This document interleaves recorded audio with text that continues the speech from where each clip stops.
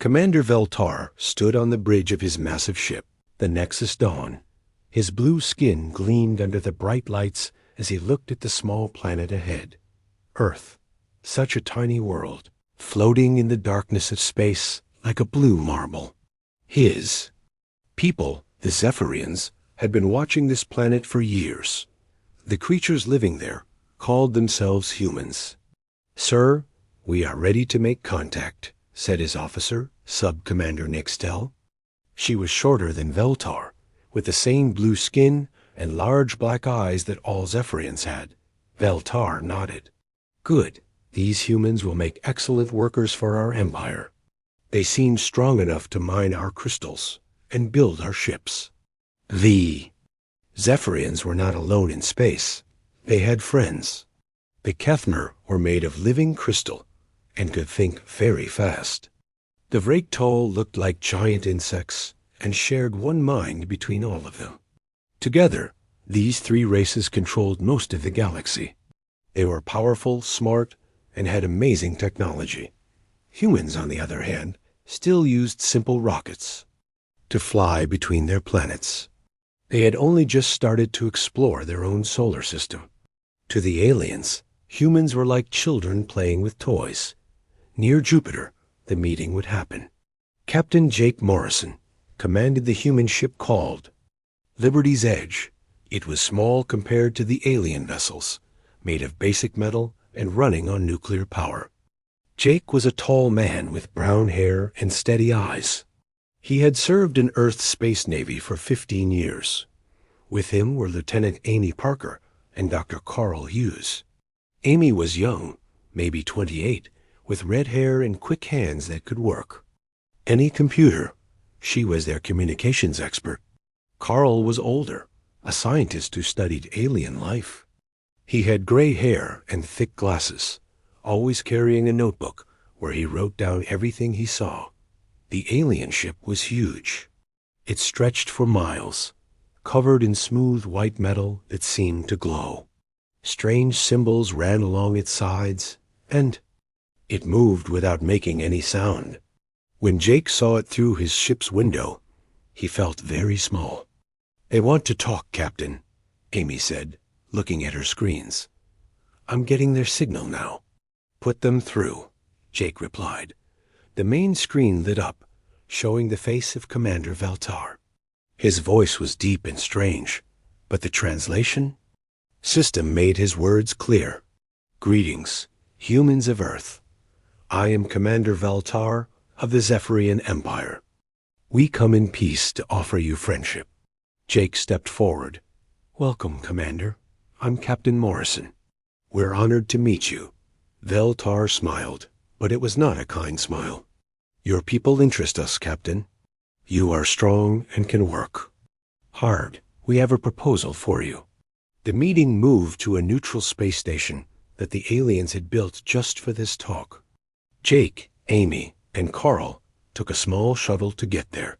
The station was amazing, made of the same glowing white metal as the alien ships. Inside, the air felt clean and the gravity was perfect. Ambassador Thekalon met them at the door. He was even taller than Veltar, with golden decorations on his blue skin. Behind him stood creatures made of living crystal, the Kethmer. They looked like tall humans, but their bodies were clear and they glowed with inner light. The insect-like Vraktol clicked and buzzed as they talked to each other. "Sit, please," Thekalon said, pointing to chairs that seemed to grow from the floor. "Let us discuss the future." For 2 hours they talked. The aliens explained their offer. They would give humans amazing technology, ships that could travel faster than light, weapons that could destroy asteroids, computers that could think like people. In return, humans would work for the alien empire. They would mine dangerous worlds, build ships in space, and fight wars for their new masters. "It sounds like slavery," Carl whispered to Jake. Jake nodded, but kept his face calm. "We appreciate your offer, Ambassador, but Earth values its independence. We would prefer to trade as equals." Eklon's smile disappeared. "Equals?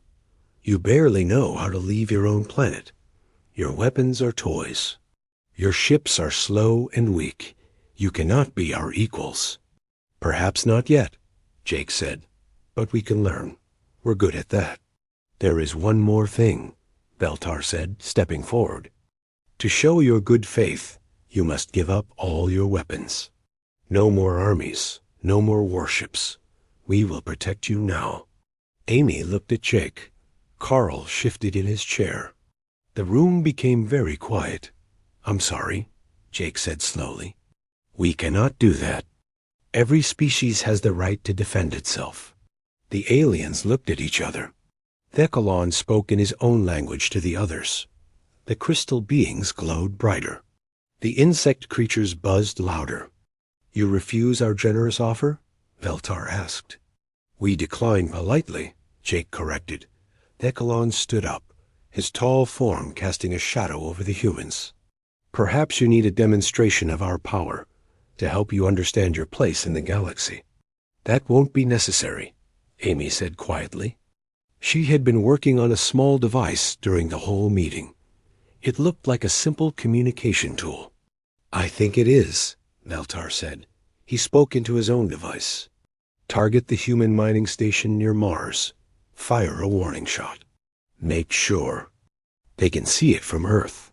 Amy pressed a button on her device. "I wouldn't do that if I were you." The aliens laughed. How could this small human female threaten them? Veltara's communication device buzzed. He listened, then his face changed.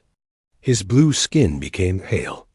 "Sir," came a voice from his ship, "our weapons are offline. Our shields have failed. All our systems are shutting down." Amy smiled. It was a small, quiet smile. "Your ship is very impressive, Commander. Amazing technology. It was fun to study." Carl adjusted his glasses and made a note in his book. Jake stood up slowly. "How?" Thecalon demanded. "We've been watching you watch us," Jake said. "For months, we learned fast, remember?" Amy held up her device. "This little thing has been talking to your ship's computer for the past 2 hours. Your security is good, but not perfect. We found the weak spots. The alien ships in space were helpless. Their weapons would not work. Their shields were down. They could only watch as human ships appeared from behind asteroids and moons, ships that had been hiding there all along." "This is impossible," Veltar said. "You're primitive. You barely have space travel. We're good at seeming smaller then." "We are," Jake replied. "It's a useful skill." The aliens left quickly after that. Their ships limped away into deep space, systems slowly coming back online as Amy's virus finished its work. She had not broken their ships, just shown them how easily it could be done. As the human shuttle flew back to Liberty's Edge, Carl looked at his notes. "Lisa Chun did good work," he said quietly. Jake nodded. Lisa was not on the ship with them. She was somewhere else, somewhere the aliens would never think to look. She had been preparing for this day for a very long time. "Think they'll be back?" Amy asked. Jake watched the alien ships disappear into the darkness. "Oh yes, but next time they'll be more careful." "Good," Amy said, checking her device. "So, will we?" The first meeting between humans and aliens was over. The aliens thought they knew what humans were like. They were very wrong. High Admiral Korthax paced back and forth in his office on the Zephyrian homeworld. His blue skin was darker than most, showing his age and high rank. The walls around him were covered with maps of the galaxy, showing all the worlds his people controlled. But today, he was not thinking about his empire. He was thinking about humans. "Tell me again what happened," he said to Commander Veltar, who stood stiffly in front of the Admiral's desk. Veltar's voice was quiet. "The humans disabled our ship, sir. Completely. Our weapons, our shields, everything. A small device, no bigger than my hand." "And you saw no weapons on their ship?" "None, sir. Their vessel was simple. Basic metal, chemical rockets, primitive computers. But somehow, they knew exactly how to attack our systems. Admiral Korthax stopped pacing. He had ruled the Zephyrian military for 30 years. He had conquered 12 worlds and defeated 6 different alien races. Never had he seen anything like this. "I want a full investigation," he said. "Find out everything about these humans. How they think, how they fight, what they can do. I want to know what we are dealing with." "Yes, sir." "Who should lead the investigation?" "Sub-Commander Nixtel. She's smart and careful. Give her whatever she needs." On Earth, things were also moving fast. Colonel Ryan Davis sat in a meeting room deep underground in a place that did not exist on any map. With him were Major Susan Wright and Dr. Peter Black.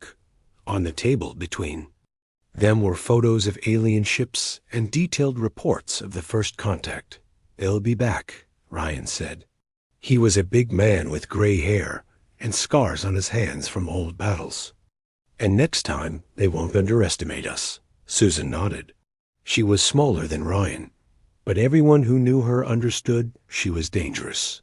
She had been a Special Forces soldier for 15 years before joining this secret group. "How long do we have?" "Maybe 6 months," Peter said. He was the youngest of the 3, a scientist who designed weapons that could destroy cities. "Their technology is advanced, but they're not used to failure. They'll study us carefully before they try." Again. "Good," Ryan said. "That gives us time to prepare. Are our people in position?" "Yes," Susan replied, checking a list on her tablet. "Tony Garcia is still working on Omega-7 station. Kevin Moore is trading near Vraktal Space. Rachel Price finished her mission with the Kethmer and is moving to her next target." These were not their real names, of course. The people doing this work had many names, many faces, many stories. They were ghosts who could become anyone, anywhere far away. On a space station called Omega-7, a man named Tony Garcia was fixing broken pipes. He wore dirty clothes and looked tired, like someone who worked with his hands all day. The aliens who ran the station barely noticed him. He was just another human worker, nothing special. But Tony was listening.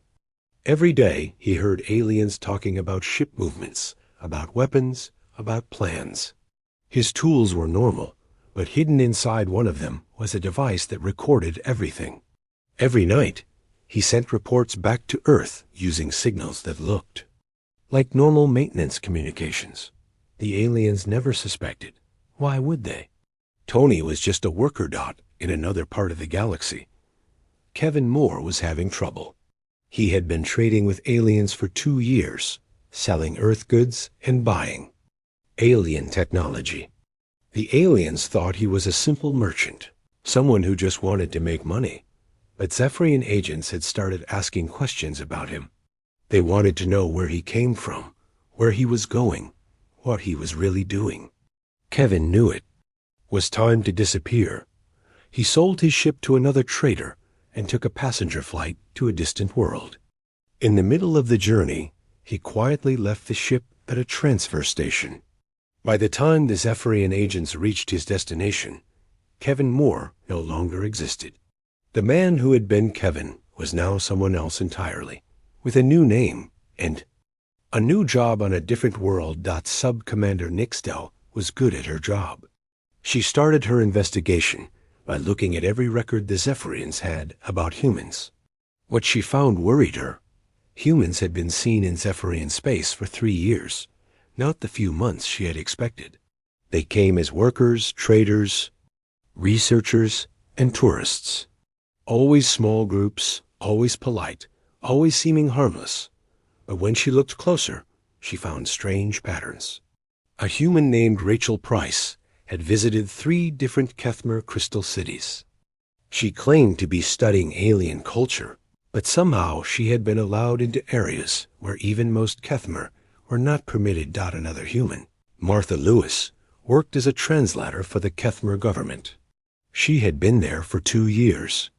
helping with trade agreements and diplomatic meetings. Everyone trusted her.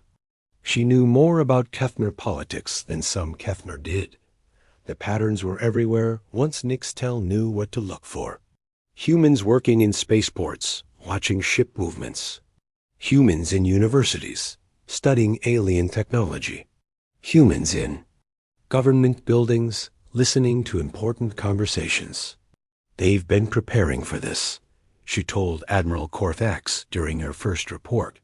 The contact with our ship was not their first action. It was the end of a long plan. The Admiral's face was grim. How many of them are out there? I don't know, sir. Maybe hundreds, maybe thousands. They look like ordinary people doing ordinary jobs, but they're everywhere. The investigation got worse when they contacted their allies. The Vrektal hive mind was upset.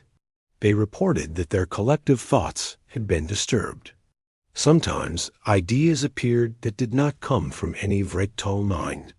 The source seemed to be a human researcher named Elena Rodriguez, who had been studying their society for 18 months. Elena had convinced the Vrektal Tidurf that she wanted to understand how their shared consciousness worked. They had allowed her to connect to their mental network through special technology. But Elena understood minds better than they realized. She was a psychologist, trained to influence thoughts and behavior. The Kethmer had their own problems. Several of their crystal cities had experienced system failures. Computer networks had crashed, security systems had malfunctioned, communication. Arrays had gone offline. Each time, human technicians had been nearby, offering to help fix the problems. A human named Nathan Torres had been working with Kethmer scientists for months, studying their crystal-based technology. He was brilliant. They said he understood their systems almost as well as they did. Maybe better. Brandon Foster was another worry. He worked as a trade negotiator, helping to arrange deals between the Zephyrians and other species. He was friendly, honest, and very good at his job. Everyone liked him. But he also knew more about Zephyrian military positions than any civilian should. Jennifer Adams was even more concerning. She worked for Zephyrian border security, helping to design defense systems for their frontier worlds. She had access to classified information about their military capabilities.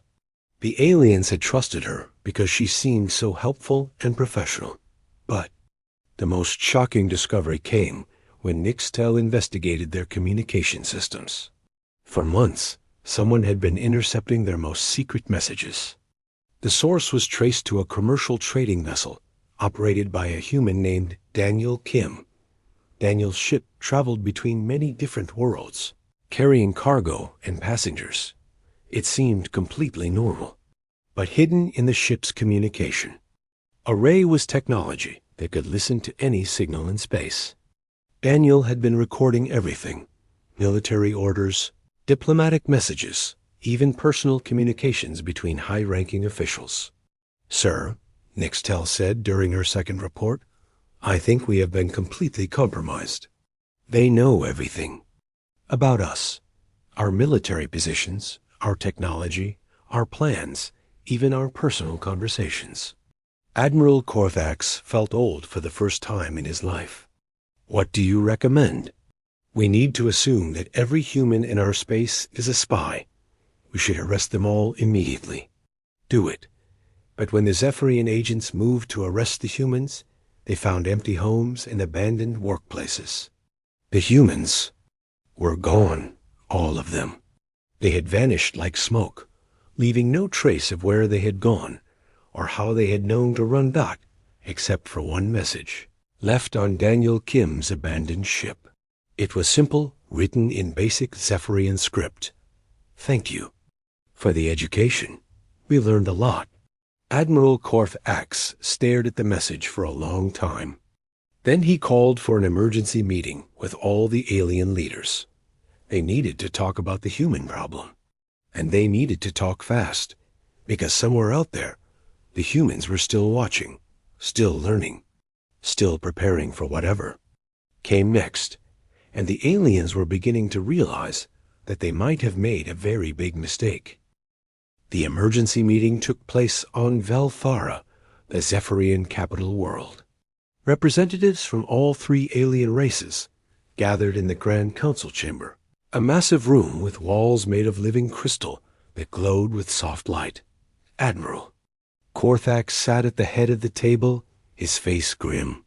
Next to him were High Crystalline Thickener of the Kethmer and Prime Mind Zektal, speaking for the Vrektal Collective. "The situation is worse than we thought," Admiral Korthax began. "The humans have been studying us for years. They know our weaknesses, our technology, our military positions, everything." High Crystalline Thickener's crystal body pulsed with angry red light. "Impossible. Our security systems are perfect. No primitive species could penetrate them." "That's what we thought," Korthax replied. "We were wrong." Sub-Commander Nixtel stood up. In her hands was a data pad containing months of investigation results. "The evidence is clear. The humans have been running intelligence operations across our entire alliance. They're not the primitive species we believe them to be." She activated a holographic display showing the galaxy. Red dots appeared on hundreds of worlds, marking confirmed human presence. There were far more dots than anyone expected. "Sarah Mitchell," Nixtel said, pointing to one of the dots. She claimed to be a xenobiology researcher studying crystal formations on Kethmer worlds. For 18 months, she lived in the crystal cities, documenting everything she saw. But she wasn't just studying crystals. She was mapping defense systems, recording security procedures, and learning how Kethmer technology works. A display zoomed in on a Kethmer world. Images appeared showing a human woman with blonde hair and friendly eyes. She looked harmless, like a scientist interested in learning about alien life. "We gave her full access," Thickener admitted, his crystal body now glowing with embarrassment. "She seemed genuinely fascinated by our culture. She asked such intelligent questions." "Those questions weren't random," Nixtel continued. "Every query was designed to gather specific information: military capabilities, communication protocols, structural weaknesses. She was conducting a systematic intelligence assessment." More images appeared. A man with dark hair and kind eyes, working alongside Kethmer engineers. Mathan Torres, her research partner. He claimed to be studying mineral-based technology for peaceful purposes. Instead, he was learning how to disrupt crystal-based systems from the inside. "He now knows more about your technology than most of your own people." Prime Mind Zektal, speaking through a mechanical translator, buzzed with concern. "What about our collective? We allowed human observers to study our hive mind connection. Surely they could not understand something so complex." Nixtel's expression became even more serious. "Elena Rodriguez, psychological specialist. She convinced you she wanted to understand group consciousness for academic research. But Elena was trained in behavioral manipulation. She spent months learning how your hive mind works, not to study it, but to influence it." The Vrektal representative's antennae twitched nervously. "The disruptions in our collective thoughts, those were caused by her?" "We believe so. She found ways to introduce ideas into your network that seemed to come from within the collective itself. She was testing whether she could control your group mind without you realizing it." Admiral Korthax felt sick. The humans had turned their greatest strength against them. The Vrektal hive mind, which made them incredibly efficient and coordinated, had become a weakness that could be exploited by someone who understood how it worked. "But that's not all," Nixtel continued. "The humans have been recruiting assets from within our own populations." This was the worst news yet. The display showed several alien faces: Zephyrians, Kethmer, even some Vraktal, who had somehow been separated from the collective. "Kelmer," she said, highlighting a Zephyrian officer. lieutenant in our border patrol. For 6 months, he has been providing information to a human agent, known only as Miller. Ship movements, patrol schedules, weapon positions, everything. Why would he betray his own people? Theckener asked. The humans are very good at finding what individuals want most, Nixtel explained. Kelmera's family needed expensive medical treatment. The humans arranged for them to receive care on a neutral world, no questions asked. In return, Kelmer provided intelligence. A pattern was everywhere. Humans had identified aliens with personal problems, financial difficulties, or political disagreements with their governments. They offered help, friendship, and solutions. In return, they gained loyal sources of information deep within alien society. They've been playing a long game, Admiral Korthax said slowly. Years of preparation. Decades, maybe. There's more, sir, Nixtel said. We found evidence that humans have been present in our space much longer than we realized. Some of our historical records show human traders and explorers dating back 20 years. But we dismissed them as unimportant at the time. The holographic display showed older records. Humans appearing as minor figures in trade disputes, scientific expeditions, and cultural exchanges. Always in the background, always seeming unimportant. But now, looking back, the pattern was clear. They've been studying us since before we knew they existed as a spacefaring species, Theckener realized. Somehow, they developed faster-than-light travel years before we detected it. They were watching us while we thought they were still trapped on their home world. Prime Mind Zektal buzzed urgently. The implications are concerning. If they have been observing us for decades, they understand our capabilities better than we understand theirs. This puts us at a significant disadvantage. What do we know about their actual capabilities? Admiral Korthax asked. Nixtel brought up new data. Very little, sir. Every time we tried to study their technology or question their people, we found nothing. Their ships appeared primitive, their weapons simple, their society disorganized. But now we know that was deliberate. She showed images of human settlements on various worlds. Small communities of traders, researchers, and workers. They looked peaceful and harmless. We think these settlements are actually intelligence bases, she continued, disguised as civilian operations, but really serving as coordination points for human activities throughout our space. How many humans are actually out there? Theckener asked. Unknown, sir. They use false identities, change appearances, and move frequently. The same human might appear as a trader on one world, a researcher on another, and a worker on a third. We have no way to track them accurately. Admiral Korthax stood up and walked to the window. Outside, he could see the great cities of Velthara. Millions of Zephyrians going about their daily lives. They had no idea that their civilization might be under threat from a species they had barely noticed. What are they planning? He asked. We don't know, Nixtel admitted. But based on their intelligence gathering, they're preparing for something big. They know our military positions, our technology, our political situation, and our individual weaknesses. Whatever they're planning, they'll be ready for anything we can do. Recommendations? We need to assume the worst, sir. These humans are not peaceful explorers or potential servants. They're conducting a sophisticated intelligence operation that has completely compromised our security. We should treat them as a serious military threat. The three alien leaders looked at each other. Their races had controlled the galaxy for centuries. They had advanced technology, powerful militaries, and vast resources. But they had never faced an enemy like this. Very well, Admiral Korthax said finally. We will prepare for war. Alert. All our military commands. Begin security sweeps on every world. Find any remaining humans and arrest them. And start developing new defensive systems that they haven't had a chance to study. Sir, Nixtel said quietly. "There's one more thing. We've lost contact with several of our deep space monitoring stations. The ones that watch the borders of human space. Lost contact. How?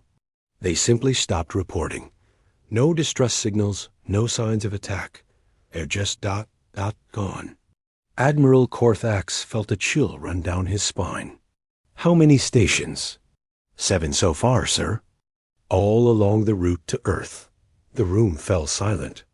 Everyone understood what this meant. The humans weren't just gathering intelligence anymore. They were taking direct action.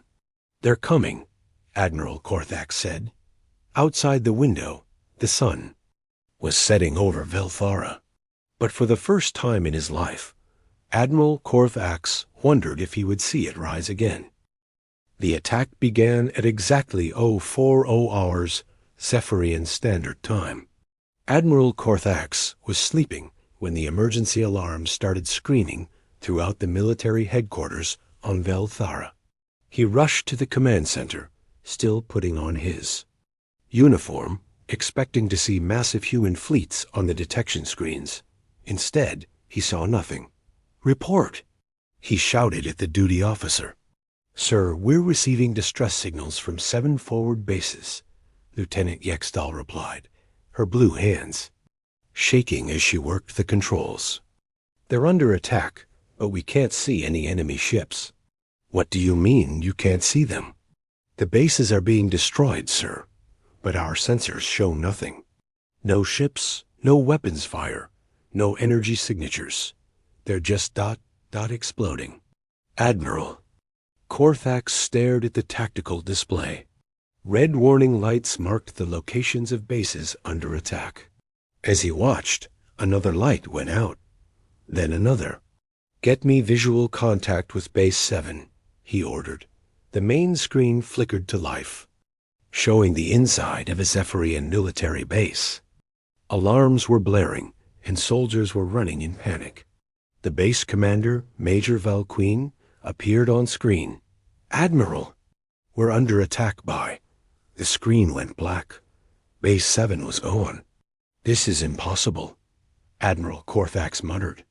"How can they destroy our bases without us detecting them?" The answer came from an unexpected source.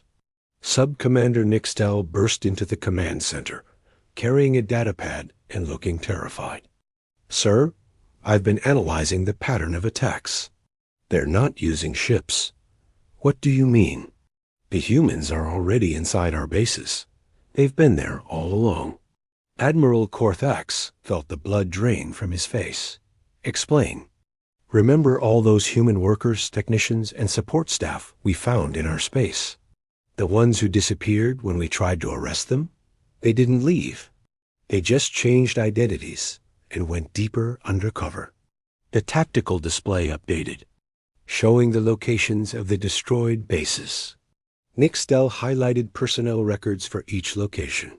Base 1 had a human maintenance worker named Tony Garcia. Base 3 had a human computer technician called Lisa Hayes.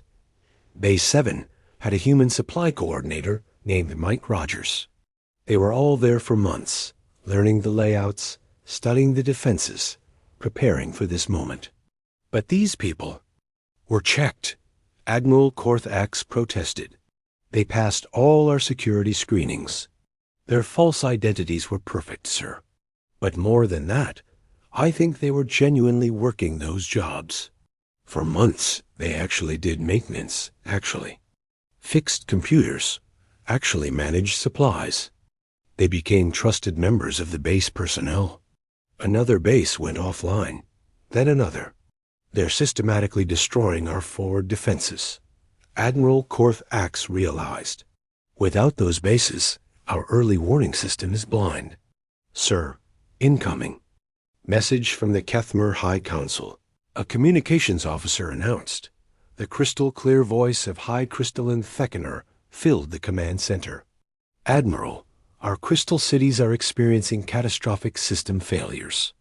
Our computer networks are collapsing, our communication arrays are offline, and our defense grids are shutting down. Are you under attack? We cannot tell. There are no enemy ships, no weapons fire. But our technology is being turned against us. It's as if someone who knows our systems intimately is destroying them from within. Admiral Korthax closed his. EYE's Dr. Nathan Torres, the human who had studied Kethmer crystal technology for months. He had learned exactly how to make their systems fail. Prime Mind Zektal reports similar problems, another officer announced. The Vrektal Collective is in chaos. Their hive mind is being disrupted by false signals. They cannot coordinate their defenses. Elena Rodriguez, the psychologist who had studied the Vrektal group consciousness. She was using her knowledge to tear their mental network apart. Sir, Nixtel said quietly, I'm receiving reports of targeted assassinations across our territory. High-ranking military officers, government officials, key scientists. They're all dying, but it looks like accidents. Accidents? General Northic died in a shuttle crash. His pilot reported mechanical failure just before impact. Ambassador. Velshin collapsed during a diplomatic dinner. The medical report says heart failure. Admiral Kekstal fell downstairs in his own home and broke his neck. Admiral Korthax understood. These weren't accidents. They were carefully planned killings designed to look natural.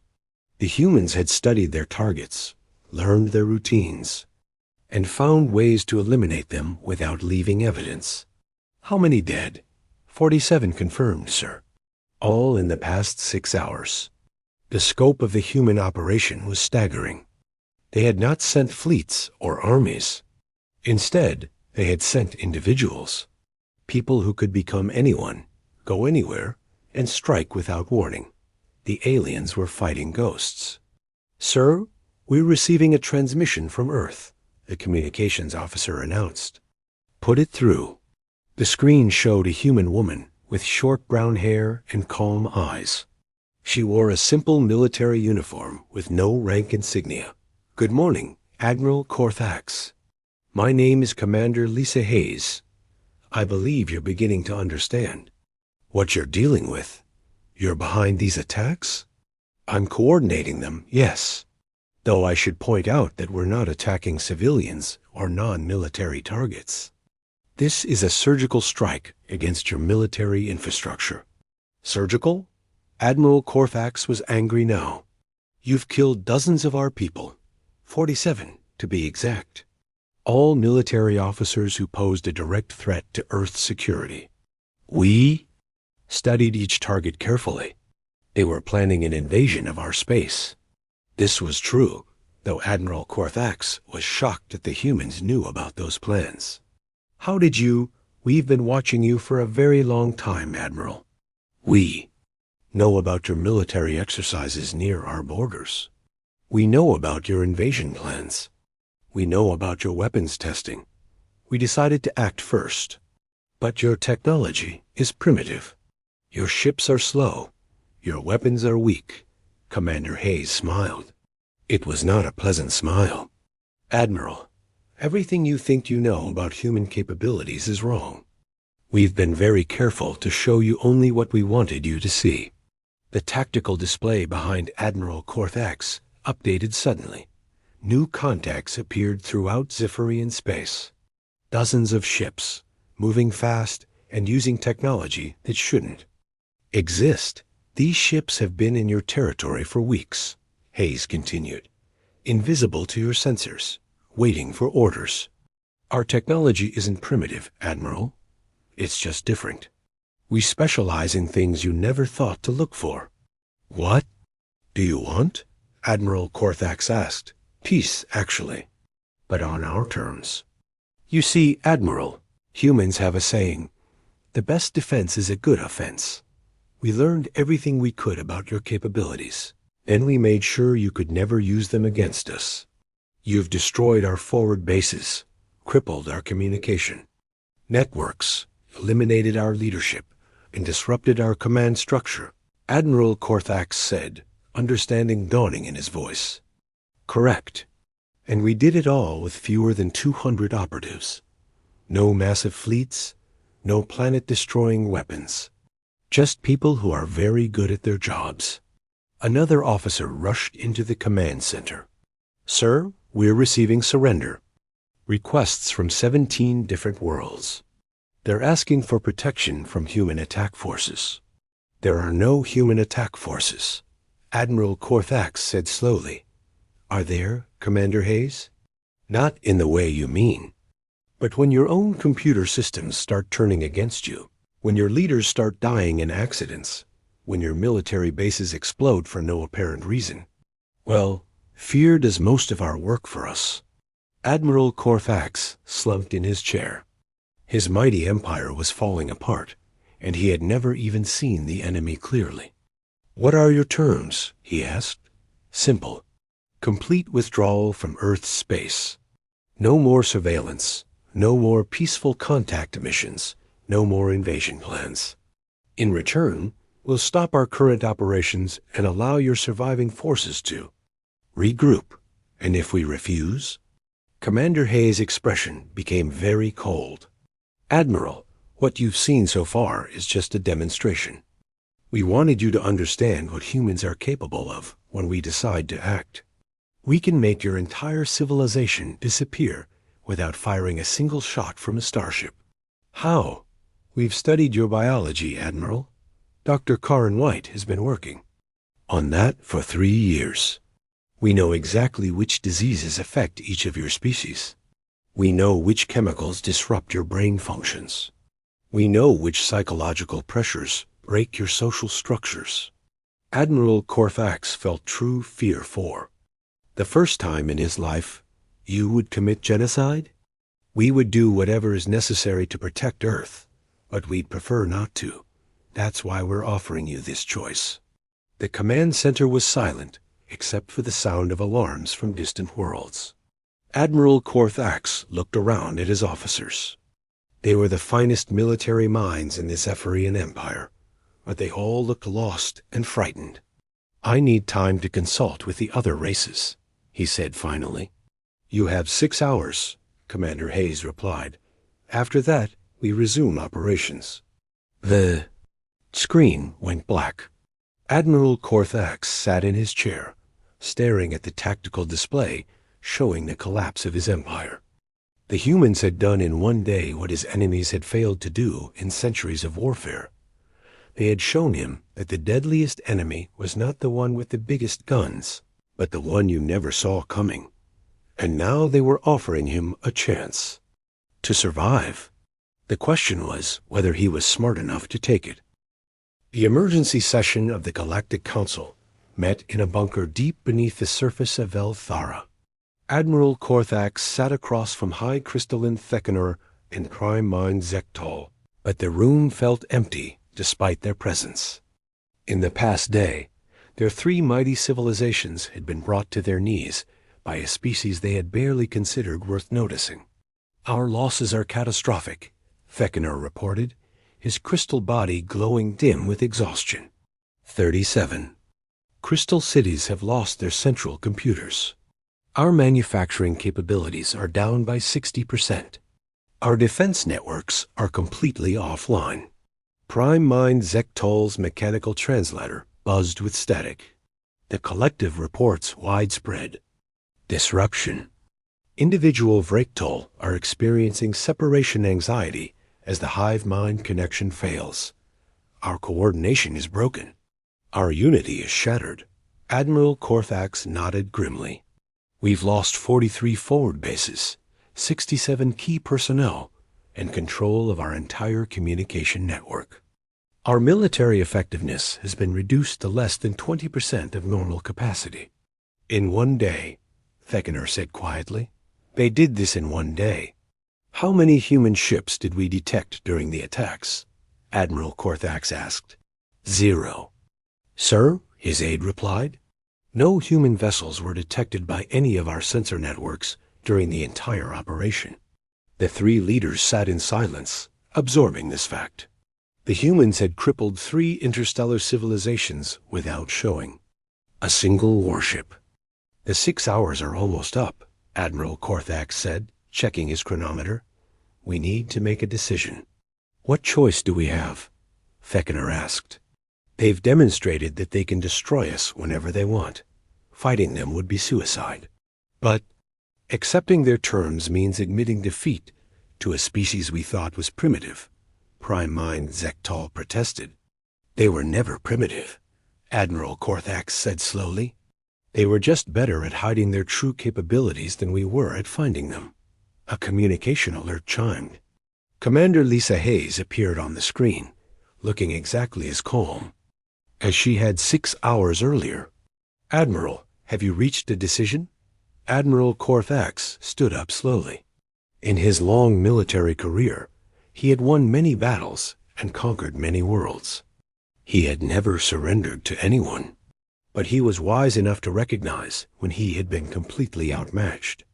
We accept your terms, he said. All 3 races? Feckener and Zektal nodded their agreement. Good, Hayes said. Then let's discuss the details of our new arrangement. New arrangement? Admiral Korthax asked. Did you think we would just go back to ignoring each other? Admiral, what happened today changes everything. Your governments now know that humans are a serious military threat. Our government knows that you are planning to invade our space. We can't simply pretend none of this happened. The screen split, showing additional human faces. Hayes introduced them as they appeared. This is Ambassador Claire Thompson, who will handle diplomatic relations. Dr. Robert King, our intelligence director, and Admiral Jake Morrison, who you met during our first contact. Admiral Morrison looked older than he had during that first meeting, and much more serious. Admiral Korthax, we need to establish a new balance of power in this region of the galaxy, one that ensures Earth's security while allowing your civilizations to continue functioning. What does that mean exactly? Feckener asked. Ambassador. Thompson spoke up. It means integration. Selected human personnel will be assigned to key positions within your governments and militaries, not as conquerors, but as advisors and observers. Spies, you mean? Admiral Korthax said bluntly. If you prefer that term, Thompson replied. But they'll be official spies, with diplomatic status and open roles. Much more honest than our previous approach. Dr. King leaned forward. For example, we'd like to place a human liaison officer in each of your military command centers. Someone who can ensure that no aggressive actions are taken against Earth or human-controlled space. And if we refuse? Admiral Korthax asked. Then we assume you're planning another attack on us, Admiral Morrison said simply. And we respond accordingly. The threat was clear. The humans had demonstrated their ability to destroy alien civilizations from within. They were offering a peaceful alternative, but the consequences of refusing were obvious. What about our existing territorial boundaries? Prime Mind Zektal asked. Those remain unchanged, Thompson said. We're not interested in conquering your worlds or enslaving your people. We just want to make sure you never threaten Earth again. But you'll have people watching us constantly, Feckener observed. Yes, Dr. King confirmed. But consider the alternative. We could have simply eliminated your leadership and let your civilizations collapse into chaos. Instead, we're offering you a chance to continue existing under new management. Admiral Korthax had to admit it was a generous offer, considering how thoroughly the humans had defeated them. What about technology sharing? That will be handled on a case-by-case basis, Admiral Morrison said. We'll share defensive technologies that improve stability in the region, but offensive capabilities will remain strictly controlled. By you, Admiral Korthax said. By us, Morrison confirmed. Over the next several hours, they worked out the details of the new arrangement. Human advisors would be placed in key positions throughout alien space. Trade would continue, but under human oversight. Military activities would be monitored and restricted. Most importantly, any research into Earth's location or capabilities would be immediately reported to human authorities. "There's one more thing," Ambassador Thompson said as the negotiations neared their end. "We'll be revealing the identities of our operatives who have been working in your space. Some of them will be remaining in their current positions, but now with official status." The screen updated, showing dozens of faces.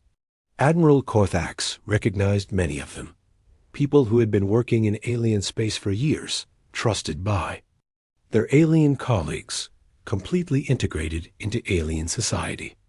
Tony Garcia will continue as a maintenance supervisor on Omega-7 station, but now as an official human representative, Thompson announced. Rachel Price will become our cultural attaché to the Kethmer worlds. Elena Rodriguez will serve as our psychological advisor to the Vraktal Collective. "They were spies all along," Admiral Korthax said. "They were people doing jobs they were good at," Thompson corrected. "The fact that those jobs also serve intelligence purposes doesn't make them any less effective at their primary duties."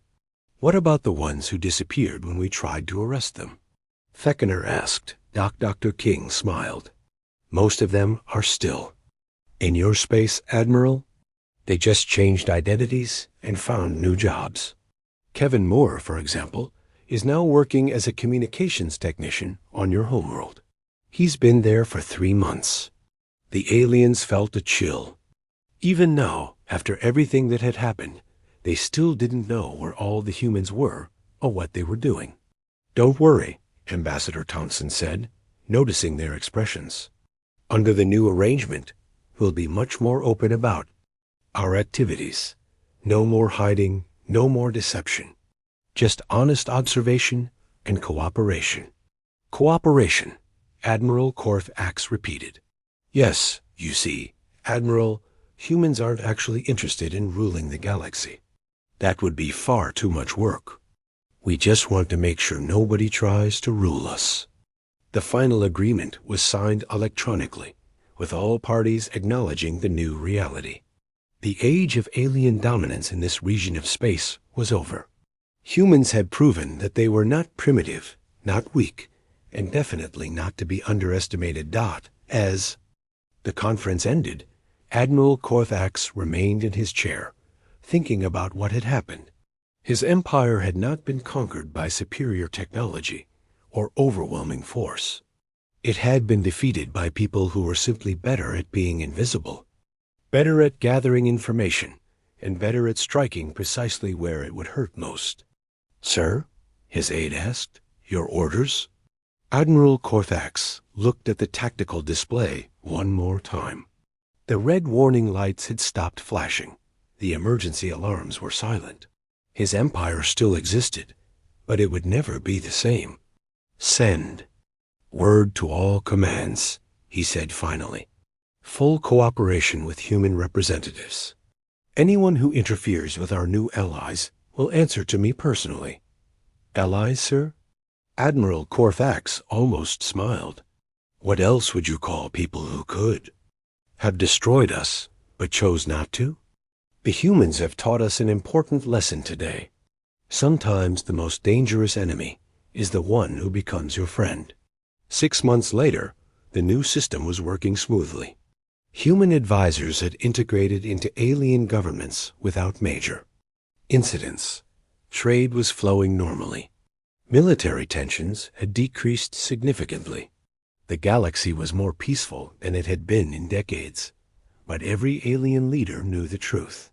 Humans had not conquered them through superior firepower or advanced technology. They had won by being better at the most ancient and deadly art in the galaxy, the ability to hide among their enemies, learn their secrets, and strike without warning. The humans had revealed themselves to be the galaxy's deadliest assassins. And now they were keeping the peace. It was, Admiral Korthax often reflected, a very human solution to the problem of galactic warfare.